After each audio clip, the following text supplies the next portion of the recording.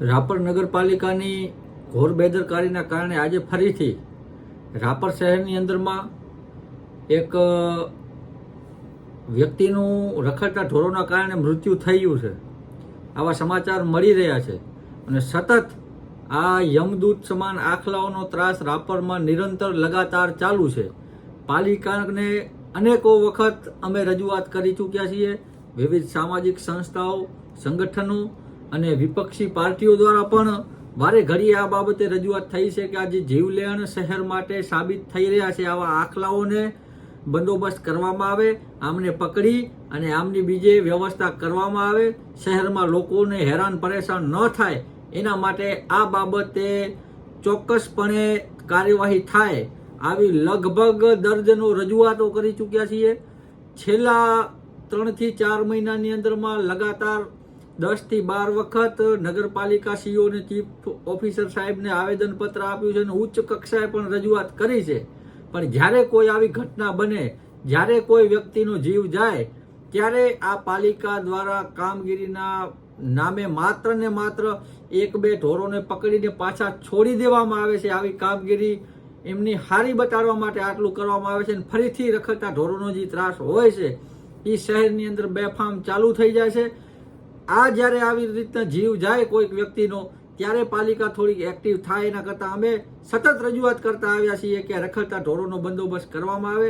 રાપરમાં જીવદયા charitable trust નામની સંસ્થા છે પાંજરાપુર, એમાં વ્યવસ્થા કરવામાં આવે અથવા તો બીજી કોઈ આમની વ્યવસ્થા ઊભી કરવામાં આવે, પણ આખલાઓના ત્રાસથી આ શહેરને મુક્ત કરવામાં આવે.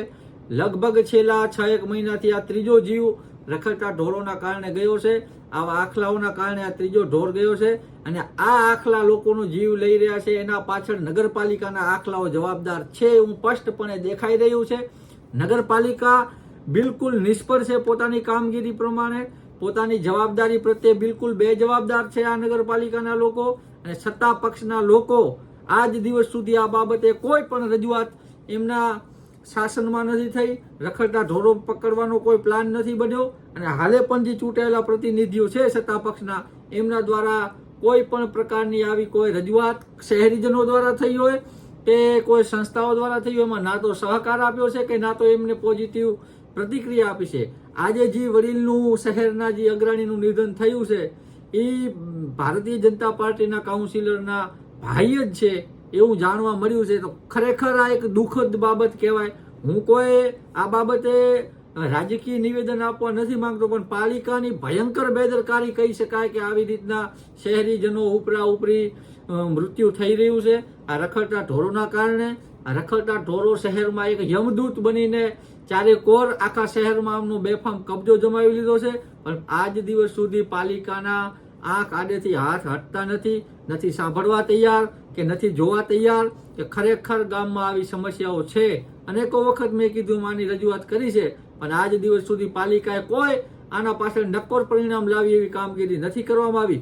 જેથી કરીને એવું સ્પષ્ટપણે દેખાઈ આવે છે કે પાલિકા આ તમામ મોરચે ફેલ છે અને આ કોઈ પણ નગરપાલિકાનો અધિકારી, કોઈ પણ કર્મચારી કે વહીવટી તંત્રનો કોઈ જવાબદાર વ્યક્તિ આના પાછળ રસ ધરાવીને કામ નથી કર્યું. જેથી આ પાલિકા એકદમ બોગસ છે, જેના કારણે ટૂંક સમયની અંદરમાં શહેરીજનોને સાથે રાખીને નગરપાલિકામાં તાળાબંધી કરવાનો એક કાર્યક્રમ આપીશું.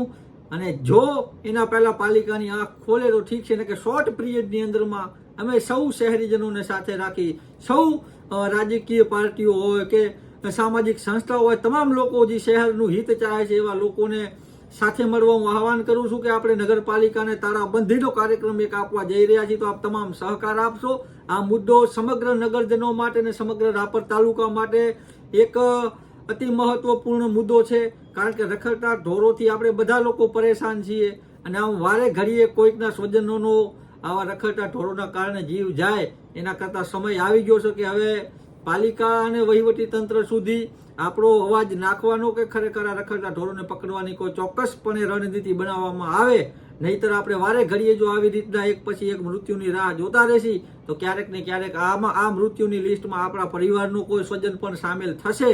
પછી આપણે અફસોસ કરવાના બદલે અત્યારે હું તમામ આપ લોકોને 2 હાથ જોડીને વિનંતી કરું છું કે પાલિકાને જગાડવામાં આવે અને પાલિકાને ત્યારે જ જાગશે જ્યારે કોઈ પાલિકા ઉપર આપણે આંદોલન કરીશું. તો આ આંદોલન ટૂંક સમયમાં કરવા જઈ રહ્યા છીએ, જેથી કરીને કોઈ પરિવારનો સ્વજન હવે ન ખોવાય.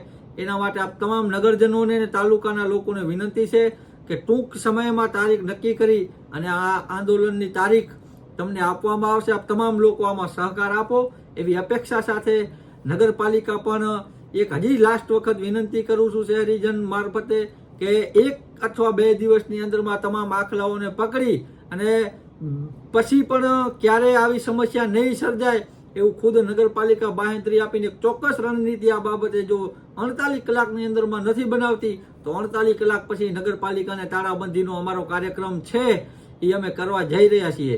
એમાં ખાસ કરીને કોઈ પણ પ્રકારની કાયદો વ્યવસ્થામાં નહીં જળવાય અથવા તો કોઈ પણ પ્રકાર નગરપાલિકાના કર્મચારીઓ અમને હેરાન પરેશાન આમાં કરવા આવશે કે કોઈ પોલીસને સામે કરવામાં આવશે તો આનાથી પણ ઉગ્ર આંદોલન અમે આપવાની તૈયારીમાં છીએ. જેથી નગરજનોના હિત માટે 48 કલાક બાદ અમે નગરપાલિકાને તાળાબંધીનો કાર્યક્રમ આપવા જઈ રહ્યા છીએ, જેમાં તમામ નગરજનો અને તાલુકાના લોકોએ જોડાવા હું અહીંથી વિનંતી કરું છું. ધન્યવાદ.